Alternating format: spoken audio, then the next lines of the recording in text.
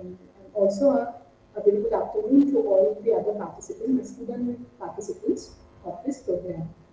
So, and thank you, Vaida, for the very nice introduction of me.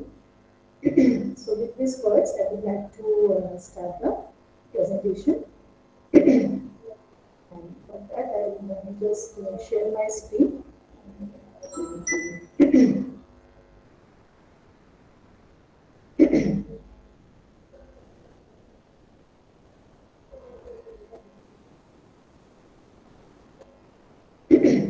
Is this screen visible to all? Am I audible properly?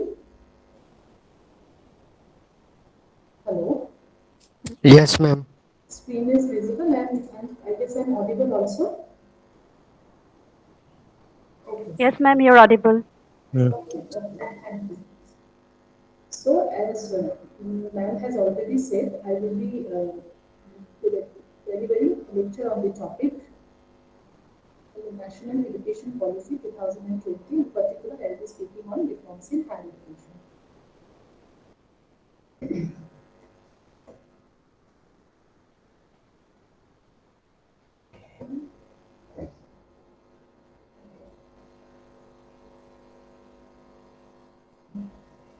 So, we shall start with the evolution of India's education policy over the years. So, the first education,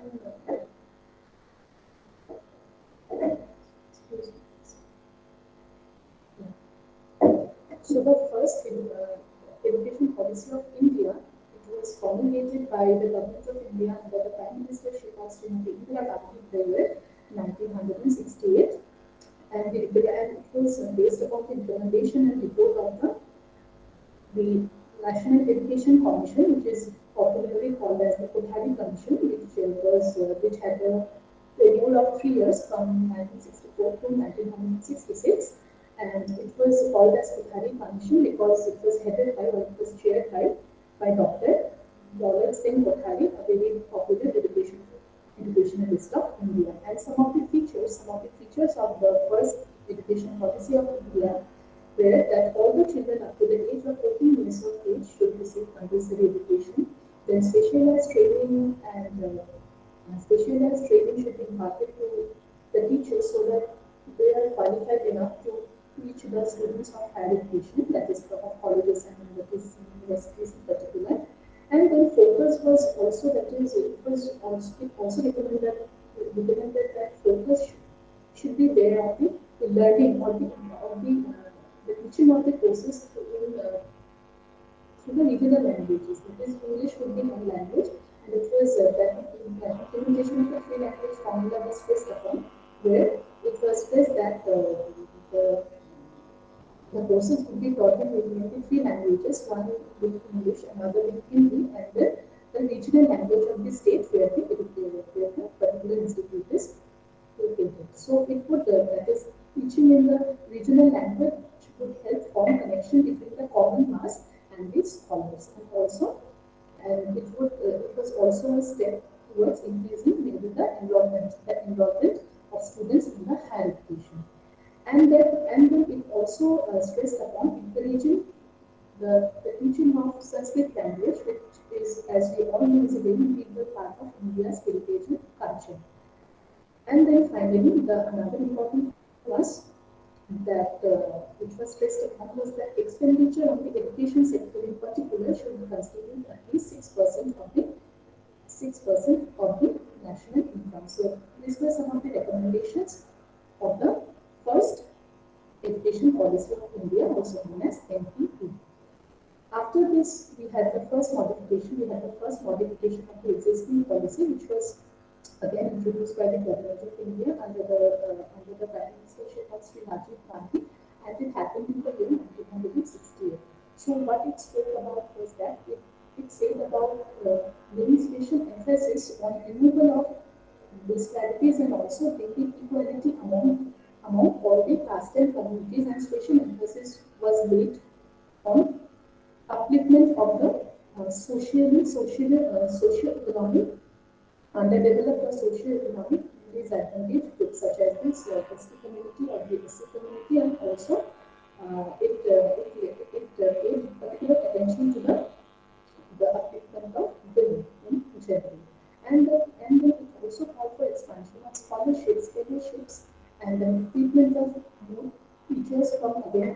linguistic communities so that the group gets affected as a whole, and also the development of new institutions, particularly in the backward areas, so that the students of those backward areas also get equal opportunity to get educated. And then the policy in particular call for the child-centered approach. So what is meant by actually the child-centered approach? That is that the teacher will be aware of the requirement of every child, and then will then design the syllabus in such a way that every that is it will be designed in such a way that for each and every student get taught or are able to learn as per their requirements. So that is what is generally meant by the child-centered approach.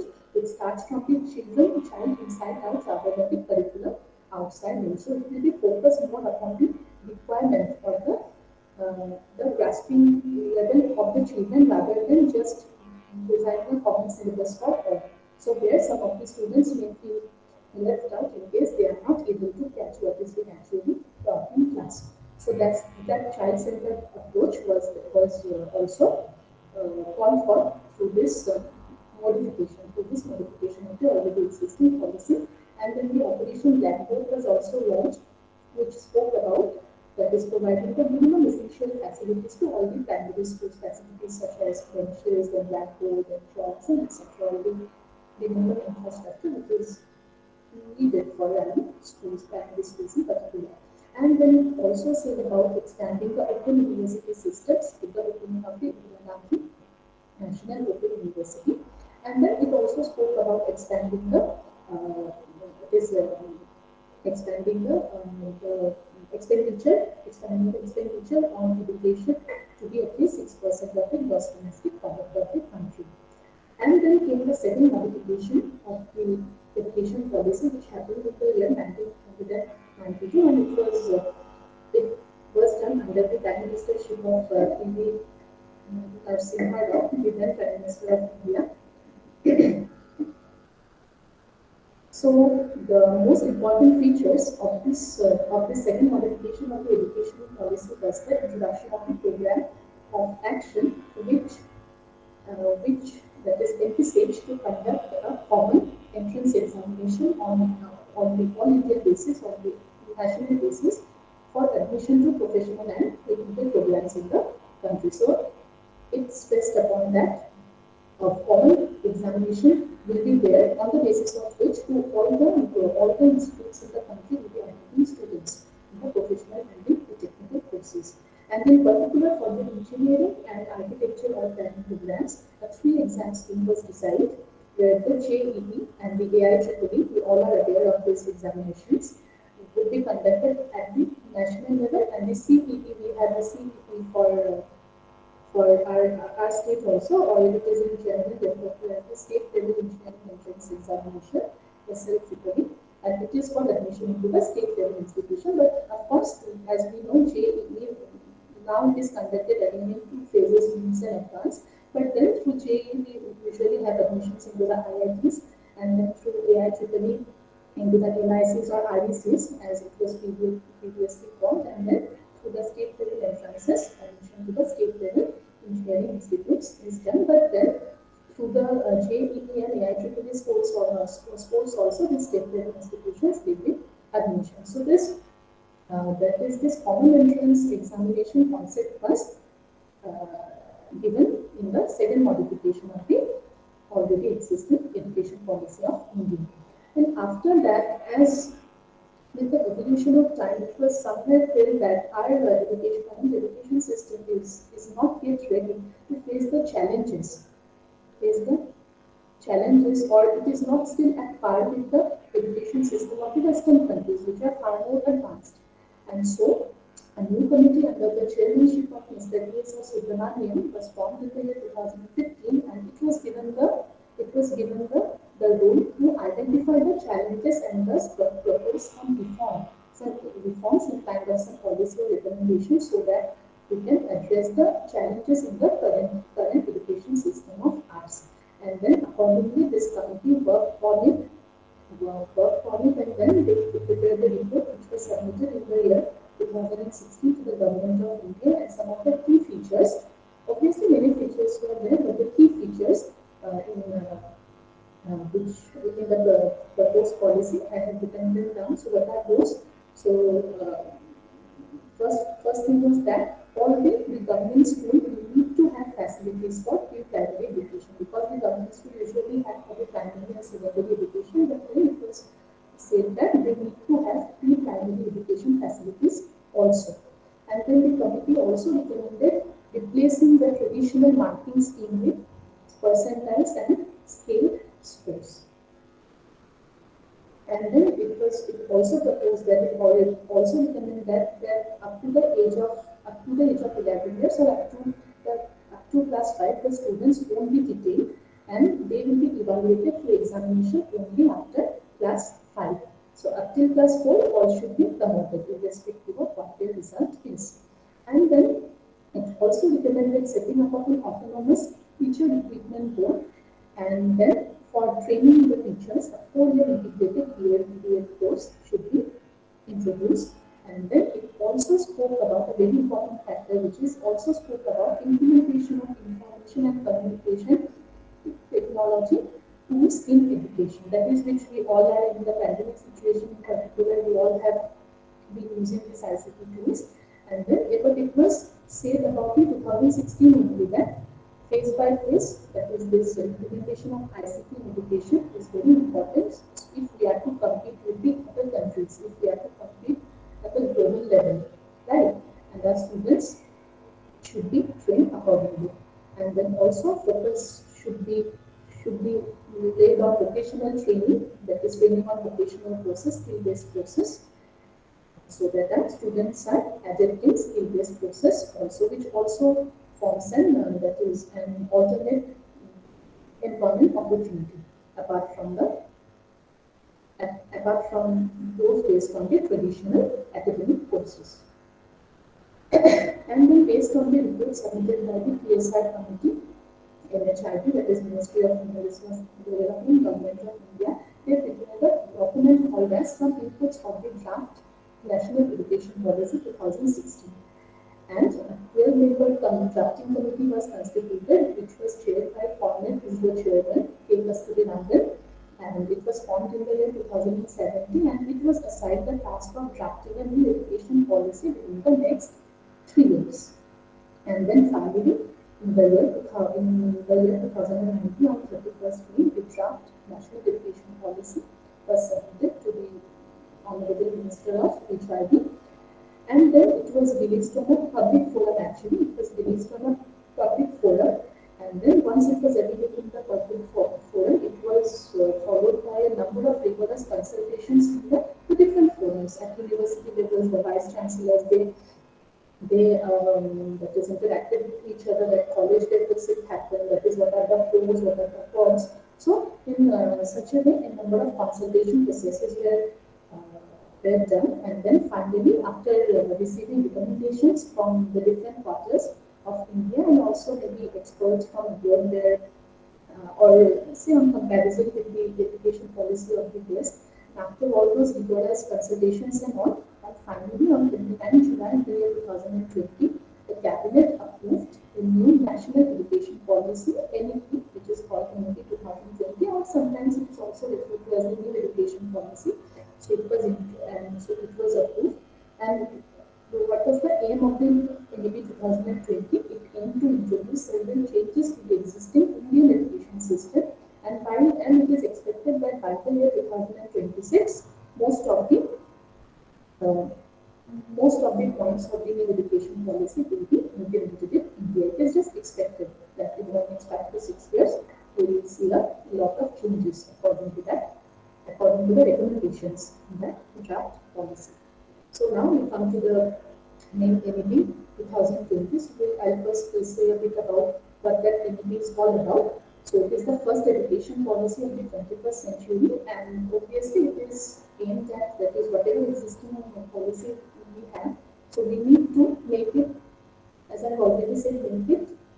We have to we have to evolve it in such a way that it is at par of the students which India is producing. They are able to they are able to compete at a global level, right? And also, it should not only and it should more or less focus on the overall development of the student. That is, it should not be only that is focused on that is making the student academically adept in his or her subject, but then it should focus more on the overall holistic development of the student. And accordingly, the policy has been formulated and it has been built on the foundational pillars of five components. One is access, that is, education should be equally accessible to all. Then equality across caste, across gender, it should be equal for all. Then quality of education, of course, that is very important, and affordability, that is, money should not be a hindrance for getting quality education, so it should be affordable to all, and also accountability. So on these five principles, this education policy has been based. And then another very important aspect is this education which we must impart to the student. It should not only give them the literacy of the literacy, that is calculating capacity. No, it should not only be limited to that, but then it should also help the student to develop thinking ability, critical thinking, problem solving, which they will actually be applying in their real life. More that is sooner or later, which will help them actually coming out of any crisis in their real life. And so, social, ethical, emotional, academic capacities, and all these components should also be covered. The education policy should be such that it should cover all this that is the developments in this particular fronts also. And then it should be specifically focused on making both school and college education more holistic. As I have said, that overall development, it should be flexible and it should be multidisciplinary. That is, students should not only be having knowledge about his or her particular subject, but he should know about the other subjects also. And because it is what the 21st century needs are of the students in particular. So what is the vision? What is the vision for Indian higher education system? So as we all know, higher education plays an extremely important role in promoting human as well as societal well-being and in developing India. That is, it is upon the students who are receiving higher education that they will only be representing our country. That is, in future, no, they will only be representing our country at the several platforms, be it global or local or national. So they should be taught about Indian value system. They should be given moral values. They should believe in, that is upholding liberty, equality for all, and then justice for all. So should be they should be labeled in such a way that they believe in all this, or they are able to uphold all these qualities as a whole. And then higher education also, we know that it contributes significantly towards sustainable livelihoods and economic development of the nation, obviously, because it is only through their employment that they will be contributing to the economic development of the country. And then the higher education, the quality of the higher education should be such that it should develop good, thoughtful, and well-rounded and creative individuals, and not simply rough learners, as we say in our language. And then it should also, that is, the policy should be such that it should also help develop certain qualities in the student, so scientific framework, creativity, spirit of service, etc. And then, most importantly, it should prepare students for more meaningful and satisfying life. That is, they should not be just aimed at making students, that is, money machines, that you give education, they are earning money, and that's all. No, they should understand. We should teach them in such a way that they understand their role as a citizen of India, what their roles are and how they should be helpful to each other and how they can get a more content life apart from getting employed, which is obviously important, but then there are other responsibilities also. So these values should be inculcated in their minds. That is what this education policy says about. And as we all know, and it is also expected that through this higher education institution, whatever the teaching the students are receiving, they will help. They will help in that is it will they will it should help them employment opportunities for individuals also. They should not just learn about getting employed, but also should learn how to create employment, that is entrepreneurship. And so, higher education as a whole, as we have seen, it holds the key to a more vibrant, socially engaged, cooperative communities and a happier, cohesive culture, productive, innovative, as progressive nation. Only if the citizens are happy, we can, that is, aim to have a happy, happy country, or a state with, or a country with whose most of the people are in a happy state of mind. So, this is the vision for India higher education system. So, now coming to the loopholes of the current education system in India. So, what are the loopholes in the existing system which needs to be worked upon? So, first thing is through the courses which now exist in most of the universities or colleges, they lay less emphasis on the development of cognitive skills and learning outcomes. Cognitive skills, as in that is the that is brain-based skills basically, or mental skills or brain-based skills. So much less emphasis is laid upon them. And then from a very that is from I think class 9, 10 onwards only you have a separation of the disciplines, that you have to either choose science or commerce or or arts or some other stream, and then students are bound, even if they are not yet sure which is the stream they find interesting more or which appeals to them, they are still forced to choose a forced to choose a discipline at a very early point of time in their career, and so their areas of study narrow down. So at a very from a very small age onwards only they are forced to narrow down their area of study, and so they get deprived of learning more. And then we have very limited access to the socio-economically backward areas, because the number of higher education institutions in very backward areas is also very less. And also, even if they teach in maybe English or Hindi languages, and then no teaching is done in the vernacular languages. So maybe the participation of students from those economically backward areas is very less.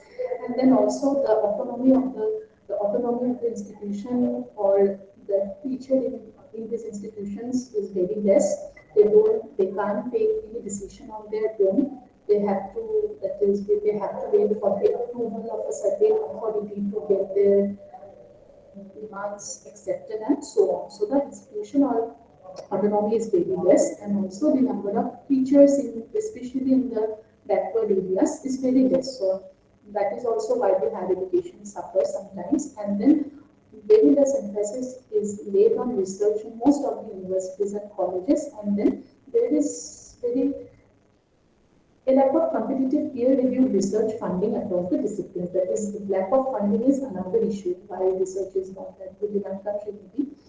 And then large affiliating universities. Under every university, a large number of affiliating colleges are there, which results in low standards of undergraduate education. And then inadequate mechanism for merit-based career management and preparation of faculty and institutional leaders. That is the mechanisms which is designed for promotion of the teachers or the institution and other posts.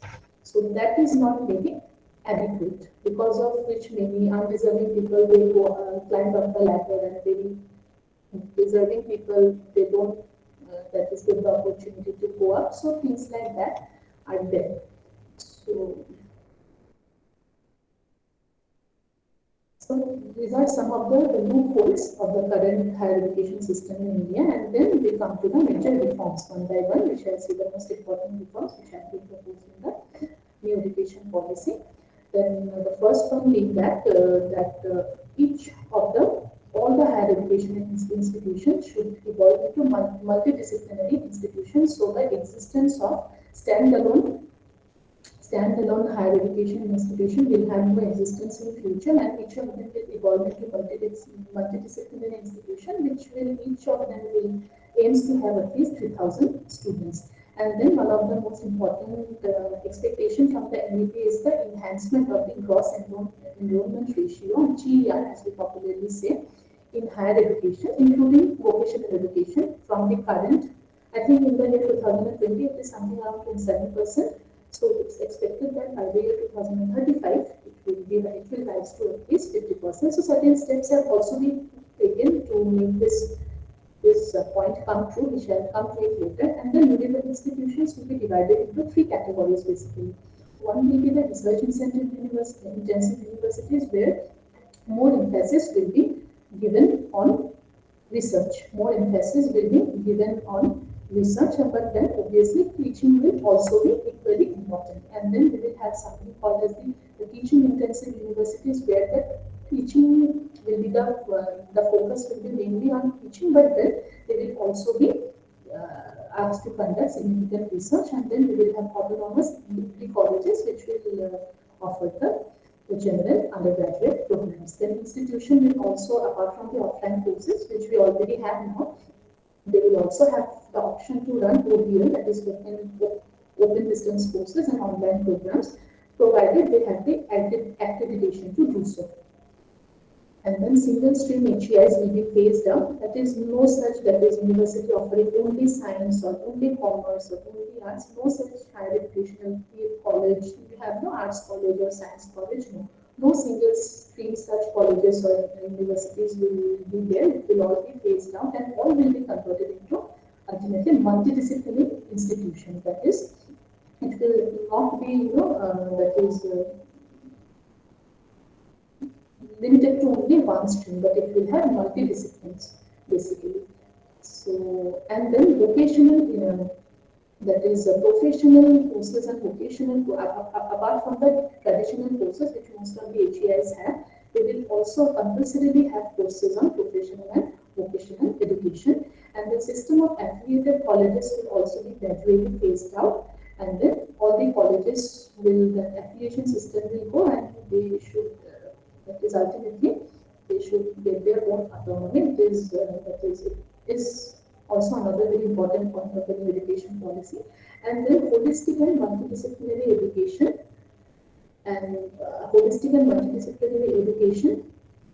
should be the coming approach, and it should be a part of every undergraduate and postgraduate program, including those in professional, technical and vocational disciplines, which will ensure a overall development of the students undergoing higher education. And some of the departments will be there in every higher educational institution, departments such as languages, literature, and the other names, as you can see, it will be established and strengthened in all HEIs. HEIs means higher education institution.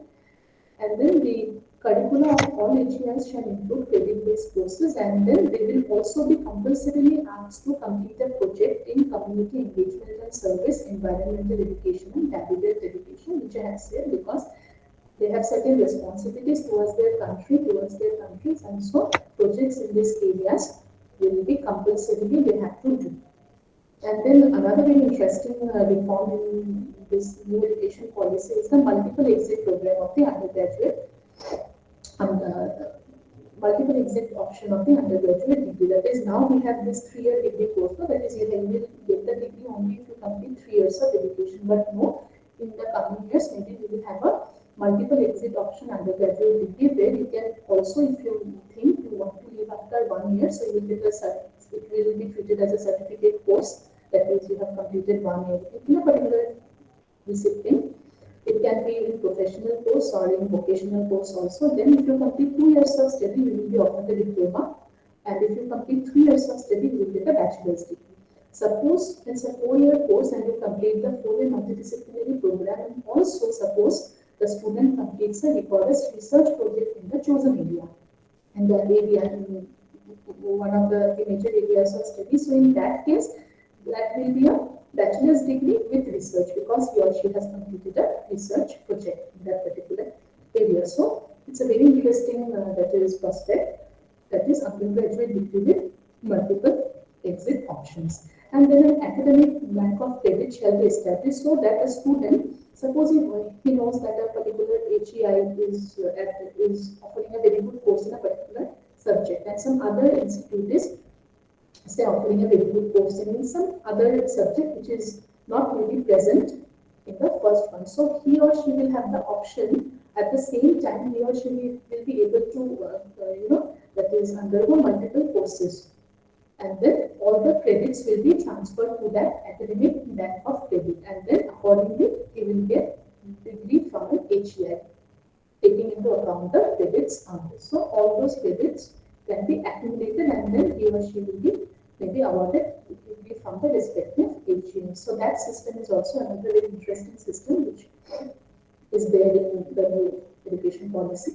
And then modern public universities for holistic and multidisciplinary education, which is at par with IITs, IIM, all the multidisciplinary education and research universities will be set up. It will be a very then it will have a very vibrant atmosphere where research on multidisciplines will be there, training will be provided on many disciplines at the same time, research will be conducted. And then HEIs will also focus on research and innovation by setting up startup incubation center and technology development centers, etc. And then trust will be there to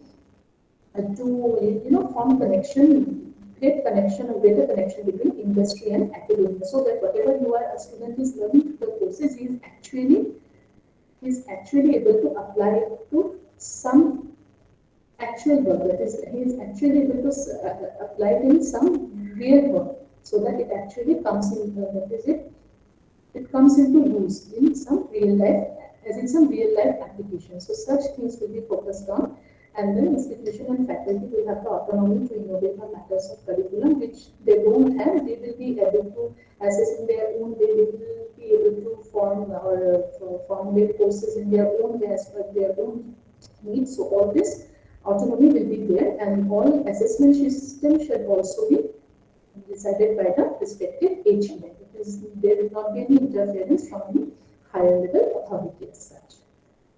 And then high quality support center, all the students will be given career counseling, professional academic counseling, career counseling will be given to all students in all HEIs. And then collaboration will be formed between universities in India and also towards the other universities from abroad, and then student and as well as faculty exchange programs with very high quality foreign institutions. It will be facilitated, and then every HEI will have a international students office, so that which will be concerned with supporting or helping any international student who gets admitted to the institution. Every type of help will be provided by that international students office, and it will be set up at every HEI.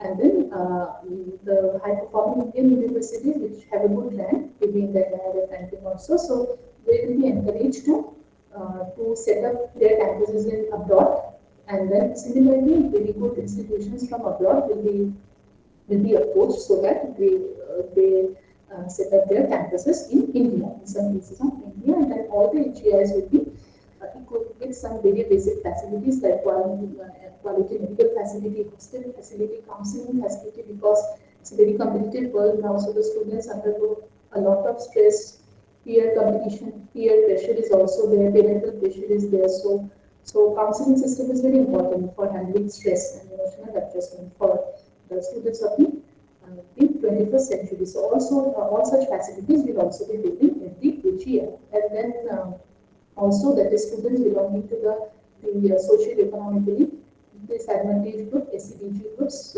students belonging to particularly these groups will be incentivized if they do good on the basis of merit.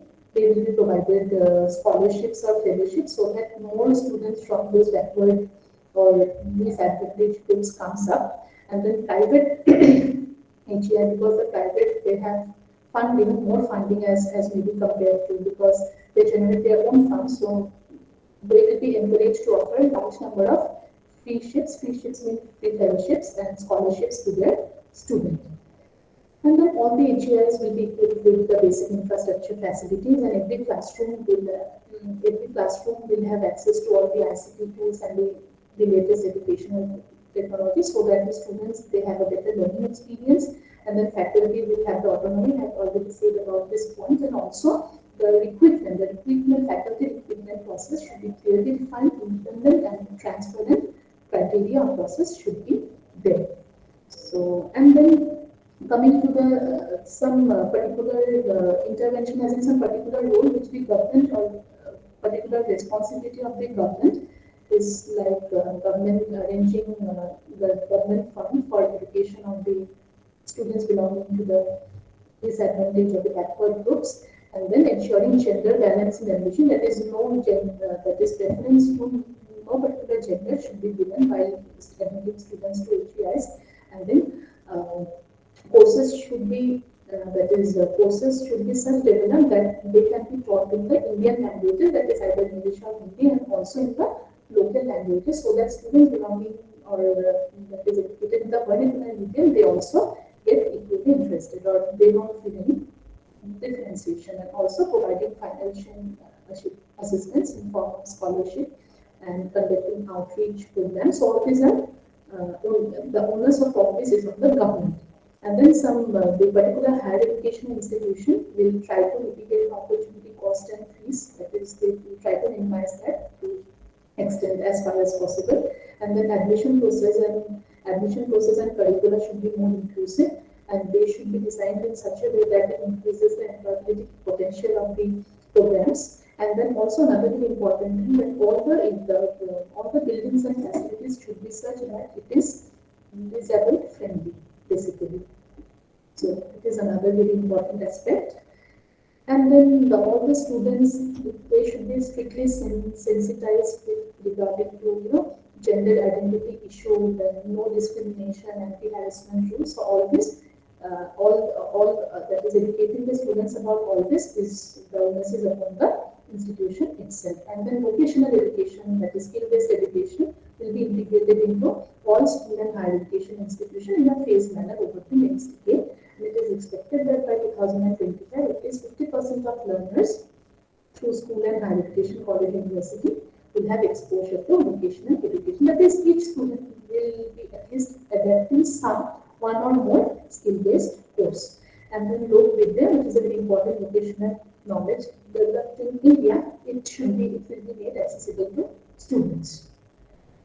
And then a committee will be formed for integration of vocational education, consisting of all the experts in this field, and it will be and collaboration with industry will also be there, and then the committees will be formed to oversee the development in this regard. And then a very important aspect is the establishment of a national research foundation, whose goal will be to enable a culture of research to permeate through the university. So the main thing or the main role of the NRF for the National Research Foundation will be it will try to facilitate research at academic institution. It will keep a check in what kind of research is going on, what is the progress, and it will recognize the outstanding research which will maybe have an immediate impact, and then it will act as a reaction or a connection between the researchers and the relevant branch of government, so that if someone is carrying out an outstanding research which you think can be immediately applied in some field, so then this particular foundation will be the mediator. The researcher will come to that committee that I have developed so and so, and he will appropriately approach the appropriate branch of the government, which will minimize the time of implementation of that innovation maybe. So things like that will be the role of the NRF. And then as we have a hearing, that is the University Grants Commission will maybe phase out, and then it will be replaced by the Higher Education Commission of India, which will have some independent bodies. That is, for funding, we will have the Higher Education Grants Council. For accreditation, we have the MSc, and for regulation, we will have the NHERC. So something like this is also going to happen maybe. And then both the public and private higher education institutions will be governed by the same set of norms for regulation, accreditation, and academic standards. And then for the existing BA courses will be replaced by the 4-year integrated state-specific, subject-specific Bachelor of Education degree, and by 2030, For being a teacher in a school, you will have to have the minimum 4-year integrated BS course, which will also include that is practice training, which will also compulsorily include practice training in form of student teaching at local school, and then a national mission for mentoring of the college or university faculty will also be there, where some retired teachers or some outstanding senior experienced faculty will be all brought under this mentoring mission, who will be sharing their experience or mentoring the new university college teachers. We already have orientation program, we know that, but then it will maybe that is it will be now a more big affair for the national mission for mentoring.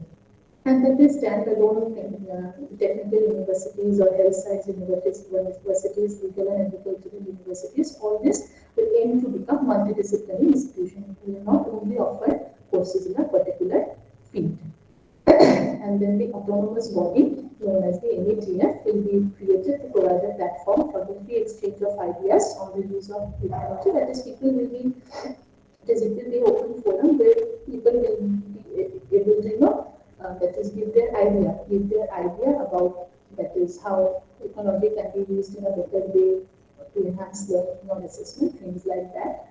And then technology-based education platforms such as Diksha or Soyan will be better integrated. That is now it's an optional one, so maybe by the year 2026 or whenever it is implemented, it is expected that it will be integrated with the existing courses, both in school and higher education.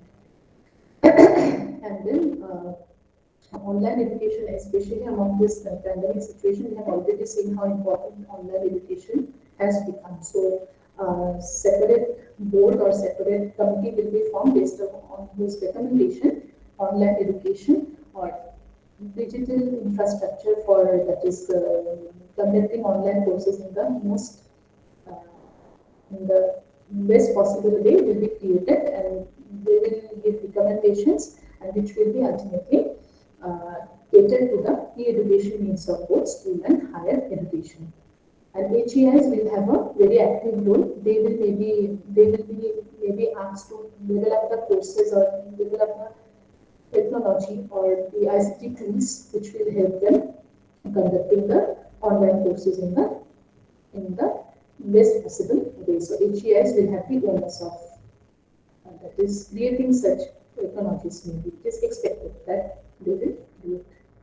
And then coming to the that is PhD entrance, that is we already have this PhD coursework system where one paper is on research methodology and then 3 papers related to the subject. But then in this under this NEP, it is said that irrespective of what is the discipline of the PhD student, he will be required to take a credit-based course in teaching, education, or writing related to their chosen PhD subject during their training period, that is during their coursework. And also they will have to teach, which is very important, that they have to teach students, that is so as to have a actual teaching experience. It can be through teaching assistantship or guest faculty or something like that. So it will be made compulsory for the PhD students. And then the universities will be given orientation, that is how to conduct this actually, because it has not happened before maybe, so they will be oriented properly. And then in-service, that is for the in-service teachers in college, university, professional development programs will be held. We already have this refresher course, we also have the orientation program, so it will still, that is, it will continue in the NEP also. And then it will be it will be updated, that is it has to be developed in such a way that it caters to the need of the students of the 21st century education, so that the teachers are also able to teach the students in such a way that the needs of the 21st century are met, and that the policy aims to achieve 100% youth and adult literacy by the year 2030.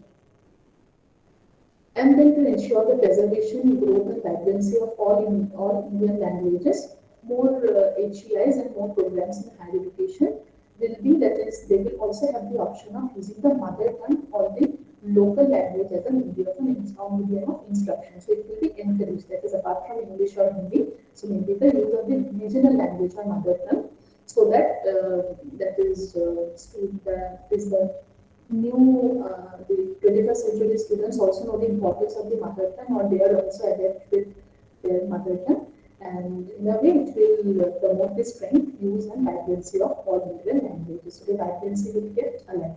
And then the Indian Institute of Translation and Interpretation will also be established, and Sanskrit and all Indian language institutes and departments across the country will be strengthened. Their infrastructure will be strengthened, will be given more importance. And then National Institute for Pali, Persian and Prakrit will be set up, and efforts to preserve and promote all Indian languages, including classical, tribal and indigenous languages, will be undertaken. So the language which maybe have got lost in importance, maybe have got lost in over the period of time. So to revive them in a way, an institute will be set up which will that is aim to preserve or promote the endangered languages maybe. Yeah. And then, as overall, we know that education is a public service and it is not a commercial activity. So, all education institutions will be held to similar standards of audit. Uh, they will undergo audit, and so that they are not, that is, not running as a as a profit organization, which should not happen. So they should actually function as a not-for-profit entity, which education is all about. No, it's a public service and it is not a commercial service. Yeah, so the NEP will ensure to take care of that part, and then again the expenditure in or the investment in the education sector, it should reach to at least 6% of the GDP, and it should happen at the earliest. And the Central Advisory Board of Education will be strengthened, remodeled, and rejuvenated, which shall be responsible for developing, articulating, evaluating, and revising the vision of education in the country on a continuous basis. So it will, that is periodically or on a continuous basis, it will, that is go on strengthening or that is as per the requirement changes, as per the requirement of the student changes or the time changes, it will go on, reviving the programs or the reviving the programs and other things, and it will be done in close collaboration with NHP and the other apex bodies of the state, because it's subject of the concurrent list. So states also will have to be conducted. That is, state will also be have to take it into account before taking a major decision, and then to bring the focus back on education, because that is the main focus should be on education and learning of both students and teachers. So the Ministry of Human Resource Development will be redesignated as the Ministry of Education. It is also, that is, maybe coming years, the NHID will be replaced by MOE. And then what are some of the main important or expected outcomes of higher education, and that is NEP 2020 for higher education. First is that the gross enrollment ratio should increase to 50% by the year 2025 at least, and then overall a holistic development of students beside expertise in the chosen field.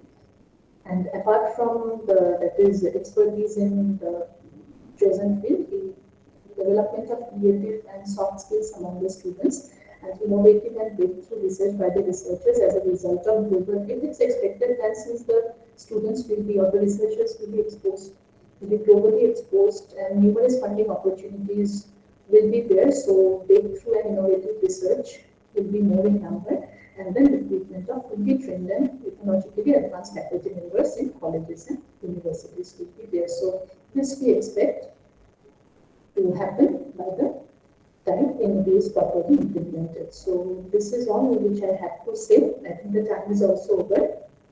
And so this is all from my side. Thank you for listening. And if you have any question, I will try to answer. I don't know whether I will be able to answer all of them or not, but then I'll try to answer to my best possible capacity. Thank you.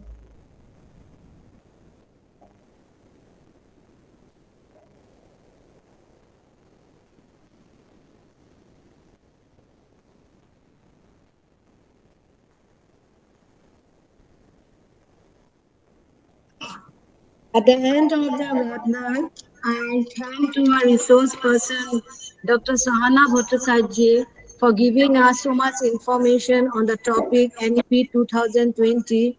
reforms in higher education and giving your time with us and all present in today's webinar for spending their time and listening to the webinar to make this webinar a success. I also thank our principal sir, respected Dr. Manoj Kumar Mohanta, for allowing us to organize this webinar in collaboration with IQC. Thank you. Where to end?